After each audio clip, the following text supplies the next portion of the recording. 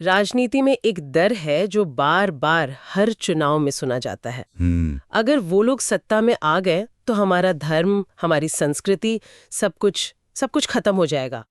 ये एक ऐसी लाइन है जो सीधे दिल पर लगती है ना? और सिर्फ लगती नहीं बल्कि लोगों को आपस में बांट भी देती है। ये डर ये बहुत गहरा काम करता है। तो आज का हमारा सवाल यही है, इस डर की जमीन कितनी मजबूत है? क्या भारत में कोई भी राजनीतिक दल, मतलब चाहे उसे कितनी भी बड़ी जीत क्यों ना मिल जाए, क्या वो किसी धर्म को मिटा सकता है या देश को एक धार्मिक राष्ट्र बना सकता है? बिल्कुल। आज हम इसी राजनीतिक धुंध को साफ करेंगे और संवैधानिक सच्चाई की तह तक जाएंगे। समझने की कोशिश करेंगे कि भारत का संविधान धार्मिक आजादी का सबसे बड़ा रक्षक क्यों है। चलिए शुरू करते हैं। तो चलिए सबसे बड़े डर से ही शुरू करते हैं जी। एक कल्पना करते हैं। ठीक है। मान लीजिए कि एक राजनीतिक दल जिसे किसी एक धर्म का जबरदस्त समर्थन मिला है, वो लोकसभा की सारी 543 सीटें जीत जाता है। मतलब क्लीन स्वीप। हाँ, बिल्कुल क्लीन स्वीप। तब क्या होगा? क्या तब भारत एक धार्मिक राष्ट्र बन सकता है? एक शब्द में जवाब दूं? हाँ बिल्कुल। तो बिल्कुल नहीं, हमारे संविधान में ऐसा हो ही नहीं सकता। सवाल ही नहीं उठता। एक मिनट, मतलब 100% बहुमत के बाद भी नहीं? ये कैसे मुमकिन है? ये सुनने में थोड़ा अजीब लगता है। देखिए, हमें ये समझना होगा कि चुनाव सरकारें बदलते हैं, देश का संविधान या उसकी आप कह सकते हैं बुनियाद नहीं बदलते। अच्छा। भारत का शासन किसी चुनावी बहुमत, किसी भीड़ या किसी राजनीतिक नारे से नहीं चलता है, वो सिर्फ और सिर्फ संविधान से चलता है। तो अगर कोई पार्टी सारी सीटें जीत भी जाए तो भी प्रधानमंत्री से लेकर हर एक सांसद को उसी संविधान की शपथ लेनी होगी जो भारत को एक धर्मनिरपेक्ष गणराज्य बनाता है। उन्हें उसी किताब के दायरे में काम करना होगा। आपने सेक्युलर या धर्मनिरपेक्ष शब्द का इस्तेमाल किया और मुझे लगता है सारी गड़बड़ या सारा भ्रम इसी शब्द को लेकर होता है। हाँ, ये बहुत होता है। कई लोगों को लगता है कि इसका मतलब है धर्म का विरोधी होना या फिर किसी एक धर्म का तुष्टीकरण करना। ये बहुत जरूरी बात है, क्योंकि इस शब्द का मतलब गलत समझाकर ही वो डर फैलाया जाता है। भारतीय सेक्युलरिज्म का मतलब ये नहीं है कि राज्य धर्म के खिलाफ है या उसे खत्म करना चाहता है। इसका बहुत सीधा और साफ मतलब है, राज्य का अपना कोई धर्म नहीं होगा। मतलब सरकार की अपनी कोई धार्मिक पहचान नहीं होगी। बिल्कुल। सरकार की नजर में सब बराबर हैं। वो ना तो किसी धर्म को बढ़ावा देगी, ना ही किसी को दबाएगी। वो सभी धर्मों से एक जैसी दूरी बनाकर रखेगी। और ये सिर्फ एक ख्याल नहीं है, इसे संविधान में बाकायदा ताकत दी गई है। बिल्कुल। इसके लिए संविधान में बहुत मजबूत प्रावधान है। जैसे सबसे पहले आता है अनुच्छेद 25। अनुच्छेद 25। हाँ, ये हर नागरिक को, चाहे वो किसी भी धर्म का हो, अपनी आस्था को मानने, उस पर अमल करने और उसका प्रचार करने की पूरी आजादी देता है। और ये अकेला नहीं है, इसके साथ और भी ढाल है ना? हाँ, यही तो खूबसूरती है हमारे संविधान की। अनुच्छेद 14 कहता है कि कानून के सामने सब बराबर हैं। ठीक है। फिर अनुच्छेद 15 साफ तौर पर धर्म, जाति या लिंग के आधार पर किसी भी तरह के भेदभाव पर रोक लगाता है। और फिर अनुच्छेद 26 है, जो हर धार्मिक समुदाय को अपने धार्मिक मामलों को खुद संभालने की आजादी देता है। तो ये सिर्फ अलग-अलग नियम नहीं है, ये तो एक तरह का संवैधानिक कवच है। मतलब अनुच्छेद 25 आपको अपनी आस्था का अधिकार देता है जी। तो अनुच्छेद 14 और 15 ये पक्का करते हैं कि उस आस्था की वजह से कोई आपके साथ भेदभाव न कर पाए। ये एक दूसरे को ताकत देते हैं। आपने बिल्कुल सही समझा। ये एक इंटरलॉकिंग सूट ऑफ आर्मर है, एक ऐसा कवच जो हर नागरिक को मिला है। हर नागरिक को? हाँ, चाहे वो हिंदू हो, मुस्लिम, सिख, ईसाई, बौद्ध, जैन, पारसी हो या फिर नास्तिक ही क्यों ना हो, कोई भी सरकार इन मौलिक अधिकारों को छीन नहीं सकती। ठीक है, ये तो हुई कानून की बात, पर डर फैलाने वालों के तर्कश में एक और तीर होता है। कौन सा? कि अगर बहुमत मिल गया तो कानून की किताब ही बदल दी जाएगी, संविधान ही बदल देंगे। इसमें कितना दम है? तो ये शायद सबसे बड़ा डर है जो दिखाया जाता है। लेकिन सच ये है कि हमारे संविधान बनाने वालों ने इसे बदलना जानबूझकर बहुत बहुत मुश्किल बनाया है। अच्छा। हाँ, ये कोई आम कानून नहीं है जिसे संसद में हाथ उठाकर बदल दिया जाए। कितना मुश्किल है? मतलब इसकी प्रक्रिया क्या है? इसे बदलने के लिए संसद के दोनों सदनों यानी लोकसभा और राज्यसभा में विशेष बहुमत की जरूरत होती है। विशेष बहुमत मतलब सिर्फ 51% से काम नहीं चलेगा? बिल्कुल नहीं। इसका मतलब है सदन के कुल सदस्यों का बहुमत और वोट देने वालों का 2/3 बहुमत। ओहो। और ये तो सिर्फ शुरुआत है। संविधान के कई जरूरी हिस्सों को बदलने के लिए आधे से ज्यादा राज्यों की विधानसभाओं की सहमति भी चाहिए। मतलब सिर्फ दिल्ली में बहुमत होना काफी नहीं है? बिल्कुल नहीं, राज्यों की भी हामी चाहिए। वाह, मतलब ये तो लगभग नामुमकिन जैसा बना दिया गया है। पर मान लीजिए सिर्फ एक पल के लिए कि किसी के पास ये सारी ताकत आ भी जाए, तब सामने आती है हमारे संविधान की आखिरी और सबसे मजबूत ढाल। और वो क्या है? सुप्रीम कोर्ट का मूल संरचना का सिद्धांत या बेसिक स्ट्रक्चर डॉक्ट्रिन।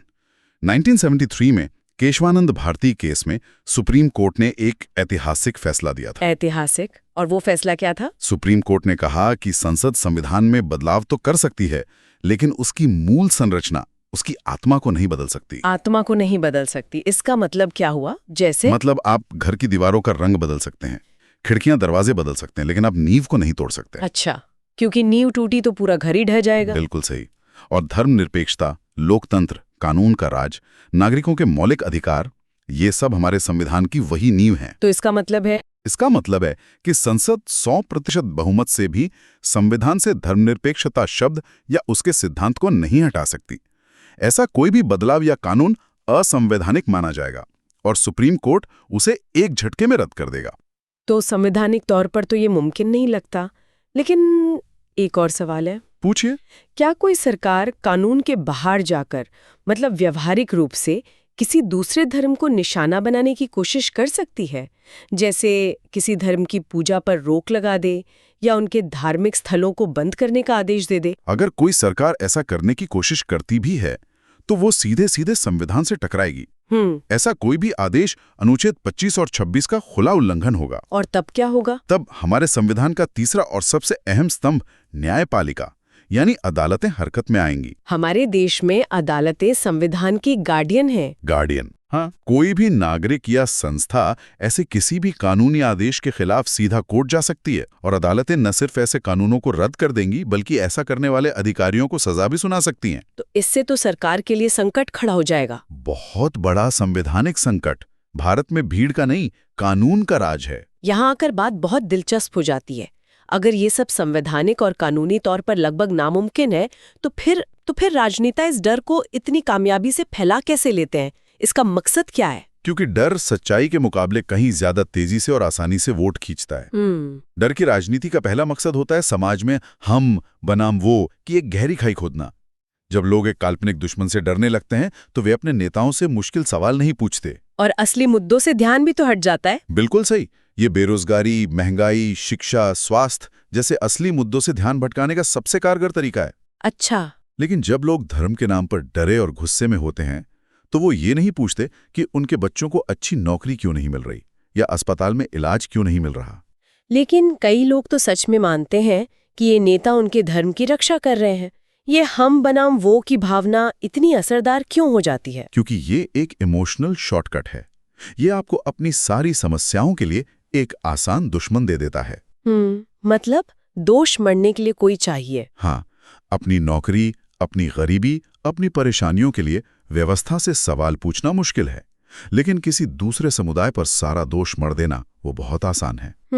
ये नागरिकों को एक सोचने समझने वाले नागरिक से एक भावनात्मक वोटर में बदल देता है, जो तर्क से नहीं बल्कि डर और भावना से वोट करता है।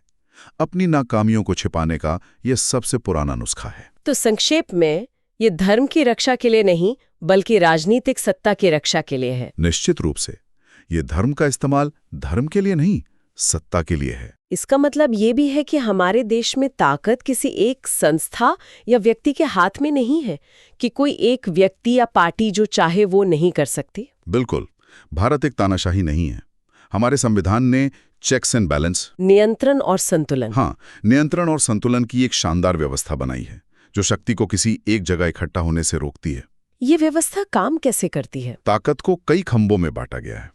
एक है विधायिका यानी संसद, जो कानून बनाती है। ठीक है। दूसरी है कार्यपालिका यानी सरकार, जो उन्हें लागू करती है। और तीसरी और सबसे अहम है न्यायपालिका यानी अदालतें, जो संविधान की रक्षा करती हैं। ये तीनों एक दूसरे पर नजर रखती हैं। और राज्यों की भी तो अपनी ताकत है। हाँ, वो भी है। हमारा संघीय ढांचा भी एक बड़ा चेक है। केंद्र और राज्यों के बीच ताकत बटी हुई है। और फिर चौथा स्तंभ मीडिया और हम जैसे नागरिक हैं, जो सरकार पर सवाल उठाते हैं और उसे जवाबदेह बनाते हैं। तो कोई भी अकेला इतना ताकतवर नहीं है कि पूरे सिस्टम पर कब्जा कर ले। नहीं कर सकता। और क्या राजनीतिक दलों पर भी कोई लगाम है? हाँ, बिल्कुल है। भारत के चुनाव आयोग के पास काफी शक्तियां हैं। हर राजनीतिक दल को रजिस्टर होते वक्त धर्मनिरपेक्षता के सिद्धांतों का पालन करने की शपथ लेनी होती है। अच्छा। हाँ, और अगर कोई पार्टी नफरत फैलाने या संवैधानिक मूल्यों को तोड़ने का काम करती है तो चुनाव आयोग के पास उसकी मान्यता रद्द करने तक का अधिकार है। अरे, तो इसका मतलब चुनाव आयोग किसी पार्टी का रजिस्ट्रेशन भी रद्द कर सकता है सिर्फ इसलिए कि वो नफरत फैला रही है? तो बहुत बड़ी शक्ति है। हाँ, ये बहुत बड़ी शक्ति है। इसलिए कानूनी तौर पर कोई भी पार्टी दूसरे धर्म को खत्म करने के एजेंडे पर चुनाव लड़ ही नहीं सकती। तो इस पूरी चर्चा को अगर मैं समेटूं तो हमने कौन कौन से बड़े मिथक तोड़े हैं? मुख्य बातें क्या निकल कर आती हैं? अगर हम बड़े निष्कर्षों को देखें तो वो बहुत साफ हैं। एवं कोई भी धर्म भारत पर कब्जा नहीं कर सकता, क्योंकि भारत किसी धर्म का नहीं, अपने संविधान का देश है। सही बात है। दूसरा, कोई भी चुनावी नतीजा, चाहे वो कितना भी एक तरफा क्यों ना हो, किसी दूसरे धर्म को मिटा नहीं सकता। तीसरा, कोई भी पार्टी लोगों की धार्मिक आजादी को खत्म नहीं कर सकती, क्योंकि ये संविधान की नींव का हिस्सा है। वो मूल संरचना का? बिल्कुल, मूल संरचना का। और आखिर में, भारत इसलिए सुरक्षित है क्योंकि यहाँ संविधान राजनीति से कहीं ज्यादा मजबूत है। तो अगर हम इसे बड़े तस्वीर से जोड़कर देखें तो भारत में धर्म के लिए असली खतरा क्या है? अगर दूसरे धर्म नहीं तो फिर कौन है? ये एक बहुत गहरा सवाल है। भारत में धर्म के लिए असली खतरा किसी दूसरे धर्म से नहीं। तो फिर किससे है? असली खतरे कुछ और हैं, जैसे आस्था का राजनीतिक इस्तेमाल, भक्ति के लिबास में छिपी हुई नफरत, नैतिक मूल्यों के जगह लेता हुआ डर और धर्म का सिर्फ एक वोटिंग टूल बनकर रह जाना। मतलब जब धर्म का इस्तेमाल लोगों को डराने के लिए किया जाता है। हाँ, जब आस्था का इस्तेमाल लोगों को जोड़ने के बजाय डराने और बांटने के लिए किया जाता है तो आस्था खुद ही कमजोर हो जाती है। धर्म का सार प्रेम और करुणा है, डर और नफरत नहीं। और अंत में श्रोताओं के लिए एक विचार। अगली बार जब कोई राजनेता किसी मंच से कहे अगर वे आ गए तो तुम्हारा धर्म खत्म हो जाएगा, तो डरने की बजाय उनसे सिर्फ 3 सवाल पूछिए। कौन से 3 सवाल? पहला, संविधान का कौन सा अनुच्छेद आपको ऐसा करने की इजाजत देता है? दूसरा, सुप्रीम कोर्ट का कौन सा फैसला इसका समर्थन करता है? और तीसरा, आपके पास ऐसी कौन सी संवैधानिक ताकत है जो आपको ऐसा करने में सक्षम बनाती है? और उनके पास इन सवालों का कोई जवाब नहीं होगा। बिल्कुल नहीं होगा, क्योंकि सच्चाई ये है कि ज्ञान ही डर से सबसे बड़ी मुक्ति है।